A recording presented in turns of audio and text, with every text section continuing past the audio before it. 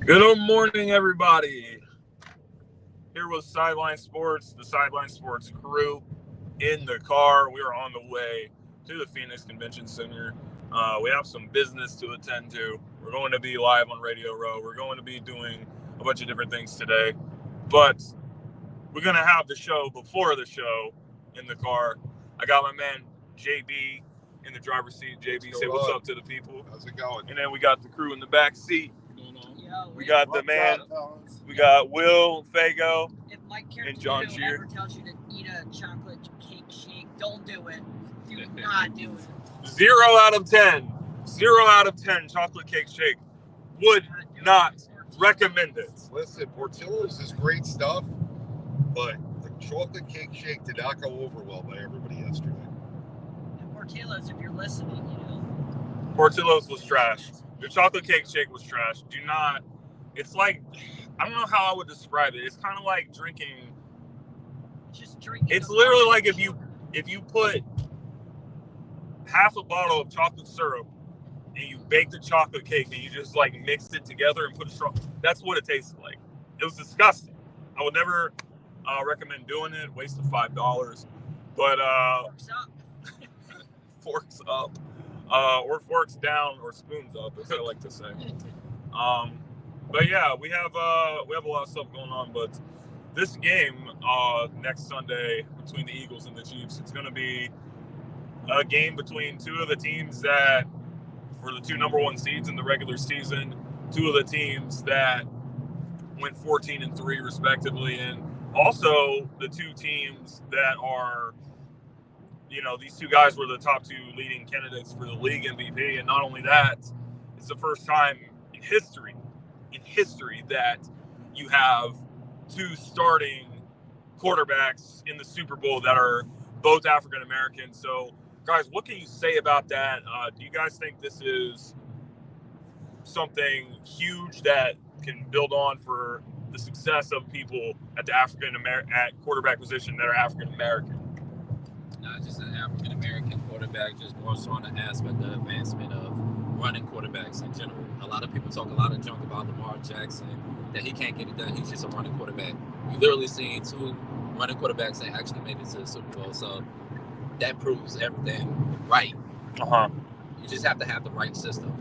So, it's nice that, we're highlighting African American, but hopefully one day we can actually see where, skin complexion won't just be a headline topic. And we're also forgetting about Nicole Lynn, which is Jalen Hurts' sports agent. She's the first African American sports agent.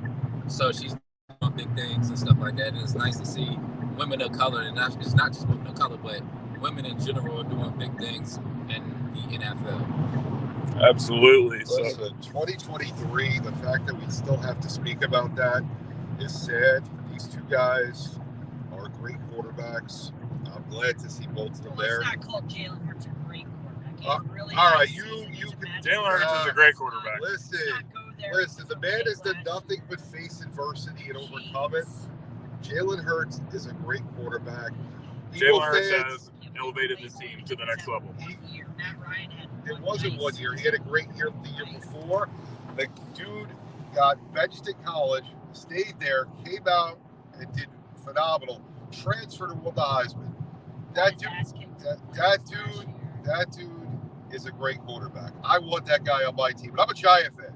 So we hate the Eagles. If you tell me right now you give me Jalen Hurts, I'm all for it. So that's all I got to say. You don't have a quarterback. Wow. Even though you I take anybody over Daniel Jones. You see what I have to put up with, guys. More people doubting Jalen Hurts ahead of the Super Bowl. So we're going to see what he's able to do in this game. So what it might be like a Baker Mayfield type of aspect, because we've seen Baker Mayfield, it went up and then his stock went down. So we're going to see after the Super Bowl, if Jalen Hurts can still continue to have that high cylinder. Baker Mayfield never got to a Super Bowl. So. No, but look what he did with the Browns. Yeah, he had his rookie year. He had 1 good year. Well, Jalen Hurts already got a second good year. Baker did well too. He led the Browns to the playoffs. That's Fago's point. He had one really good year. Jalen Hurts is not. Jalen Hurts is not going to be a one-year wonder. Stop the cap. Stop the cap. He's going to be a top 10 quarterback for the next 10 years. The Eagles are going to give him the big money. He's worth every bit of the money. He's the reason that this team is where they were 2 years ago. Carson Wentz was on this team. He had a big contract.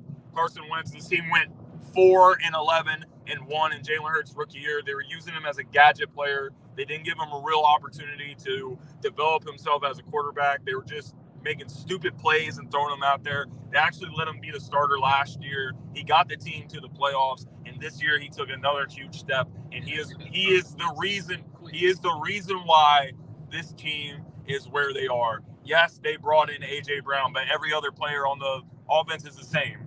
Devontae Smith was already here. Miles Sanders was already here. Dallas Goedert already here. Offensive line already here.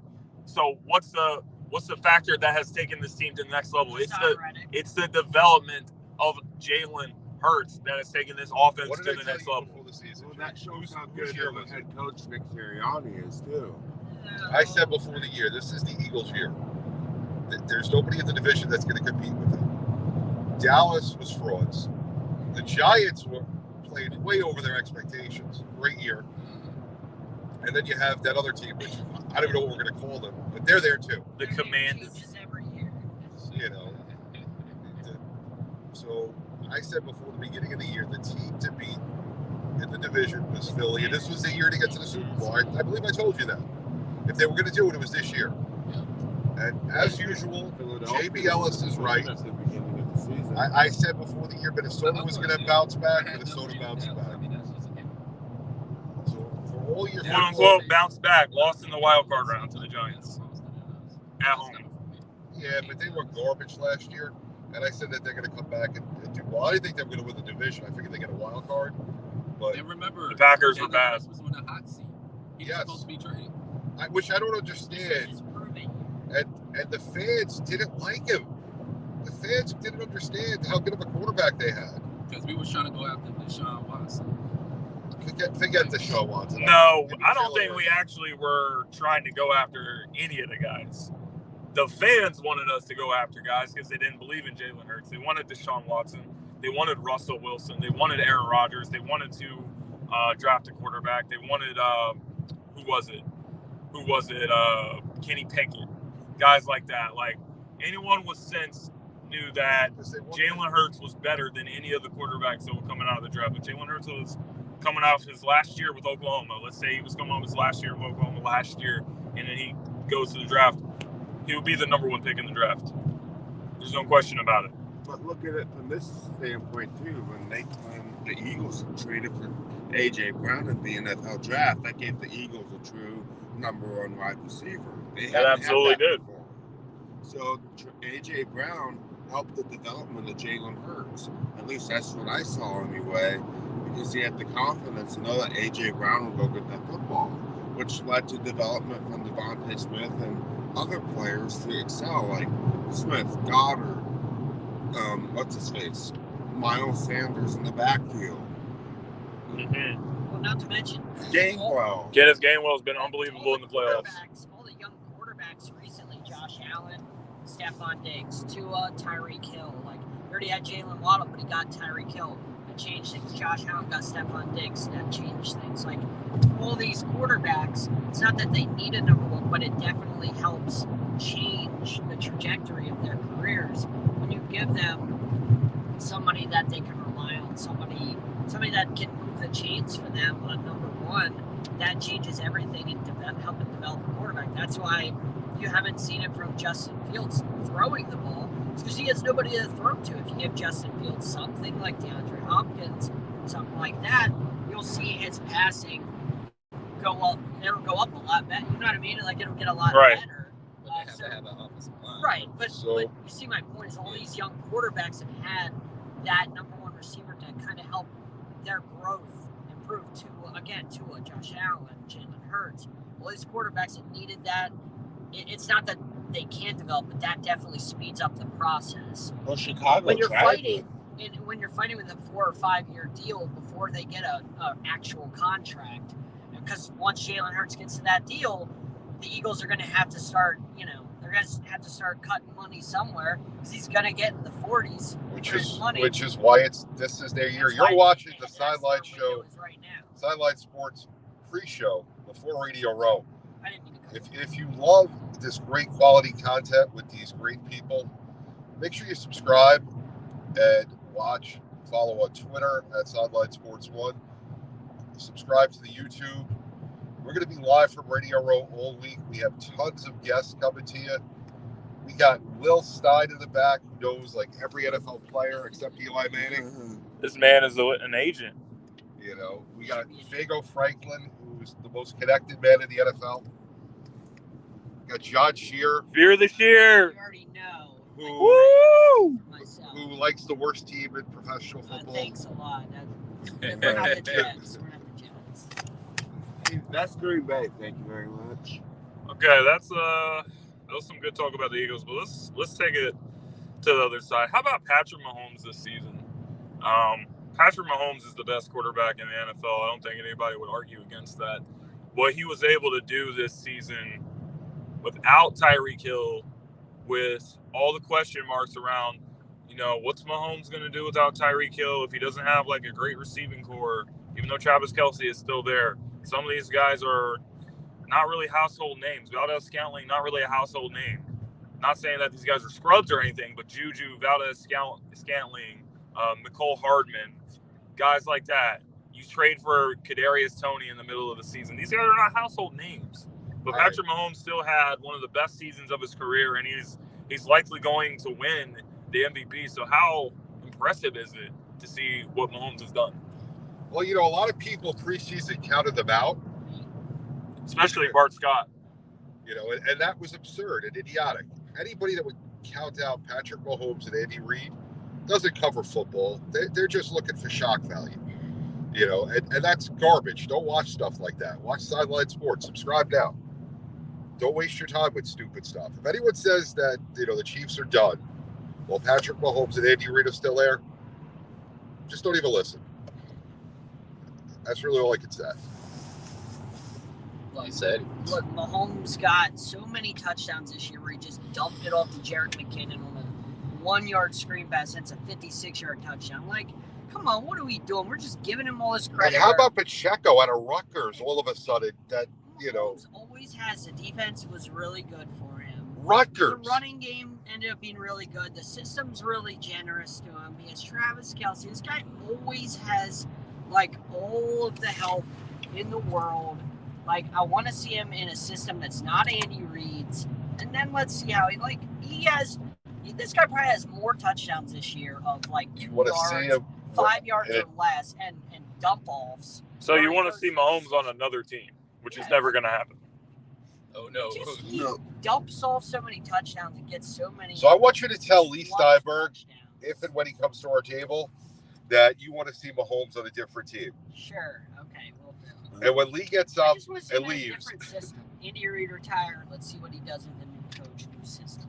Let's see that. I'm a little bit. Andy's not going to retire. Plus, I got a little more. What do you think Andy's having for breakfast right about now?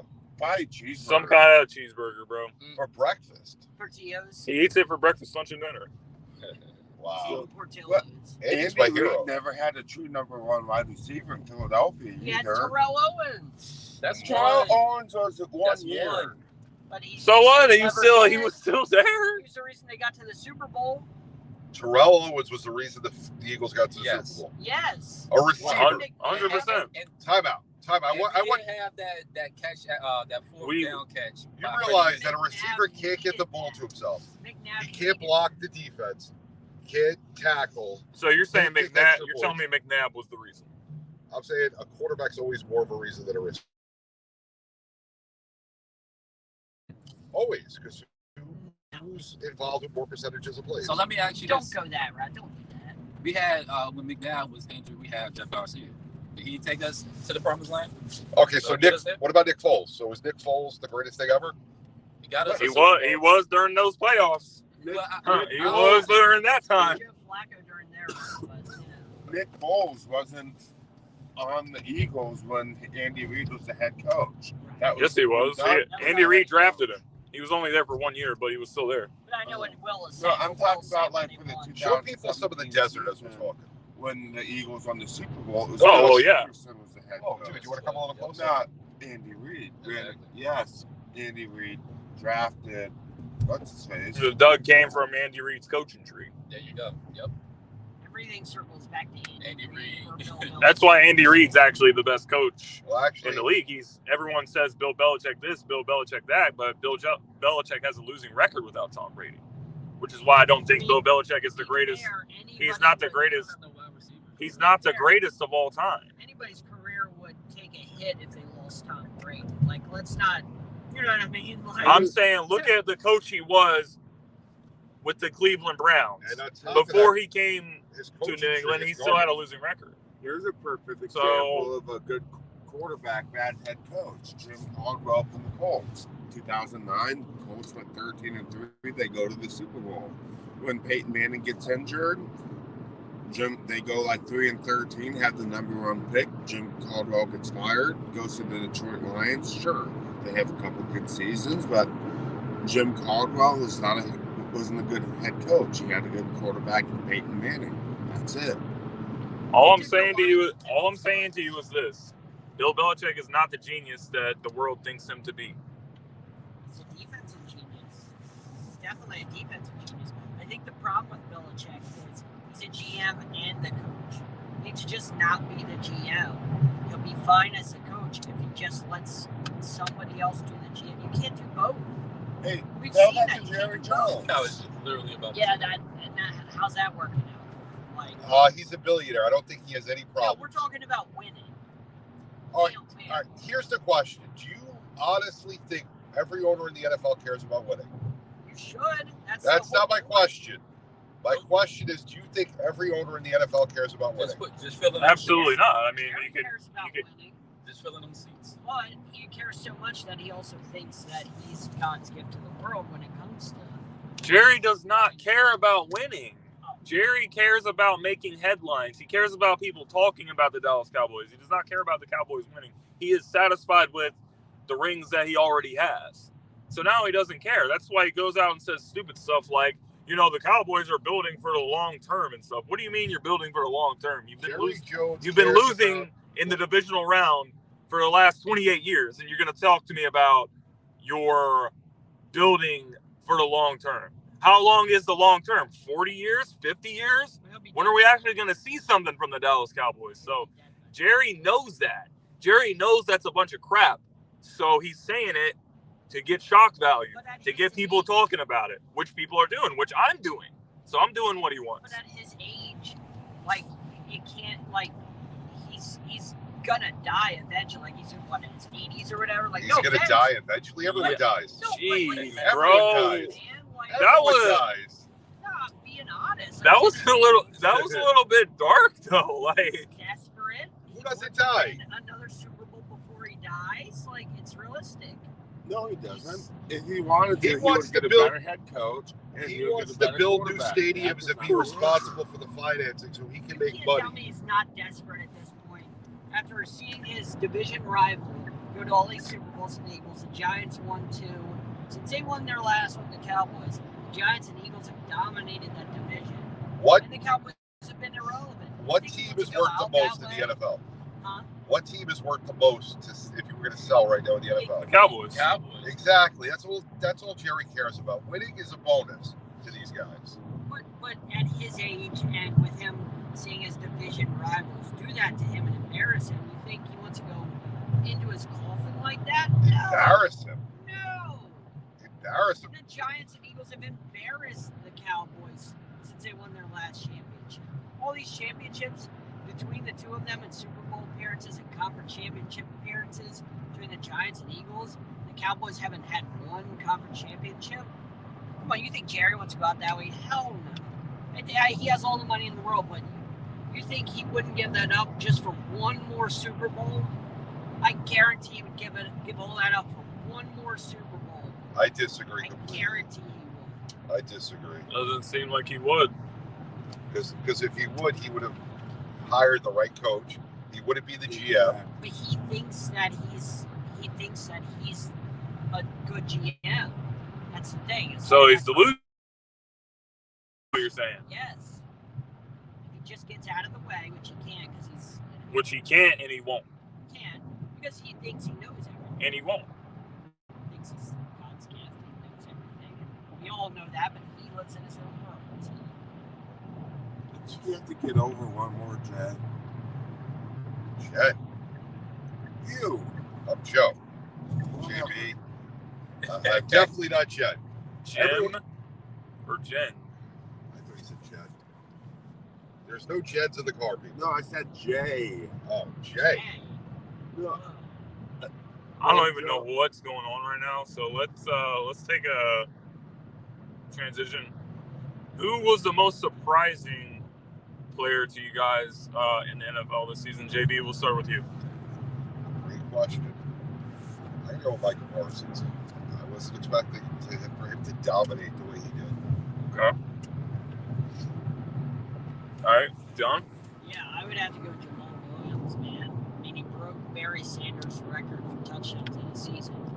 That's a pretty damn good record to break, so I'd have to go Jamal Williams. Guy's an absolute dog. The Lions should re-sign him. If not, you can come to Miami. Love to have you. Actually, don't go to the Lions. Come to Miami. You're welcome here. Doug Peterson, just what he's doing with Jacksonville and got them boys playing. They actually made a Super Bowl appearance. I mean, not Super Bowl, but playoff appearance since 2017, which was definitely nice. We saw the advancement with Trevor Lawrence. He's becoming a little bit more patient instead of rushing throws, and we're starting to see him develop into the quarterback that we could possibly potentially see as a good quarterback in the NFL. That's a very good question.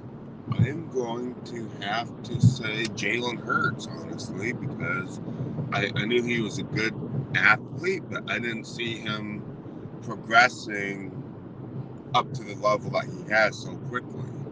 Mm-hmm. So, Jalen Hurts. So we got Micah Parsons, Jalen Hurts, Jamal Williams, and Doug Peterson. But I am going to have to say, for me, Geno Smith. What Geno Smith did in Seattle this season. That was phenomenal. Nobody before the season would have predicted that. Seattle they wrote him off. He did not write back. So Geno got the Seahawks to the playoffs.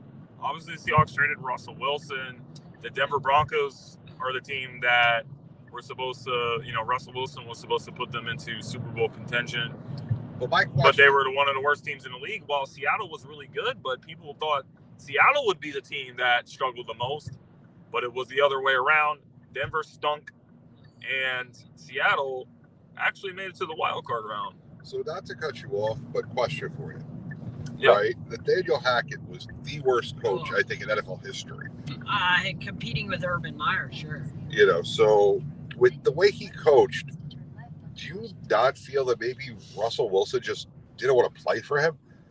Maybe he still got something, because that regression was ridiculous.